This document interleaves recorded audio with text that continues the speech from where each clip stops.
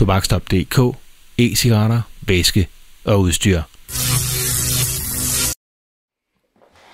I den her video vil vi vise dig, hvor nemt det er at fylde din CE4 Clearomizer. Først skruer du den af batteriet, dernæst skruer du mundstykket af. Når du fylder den op, skal du pas på med at ikke hælde væske ned i det midterste hul, som du kan se her på billedet. Det er igennem det midterste hul, at du suger dampen op. På Tobaksstops e-væsker er der en praktisk hældetud, som gør det ret nemt at fylde din Clearomizer uden at få væske ned i det midterste hul.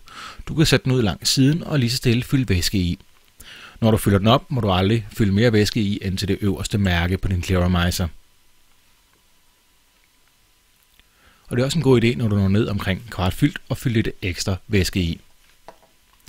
Når du har fyldt den op, så skruer du dit mundstykke på igen, sætter din Clearomizer fast på dit batteri.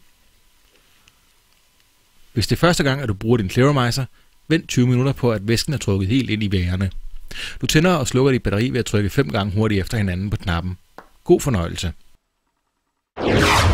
Tobaksstop.dk, e-cigaretter, væske og udstyr.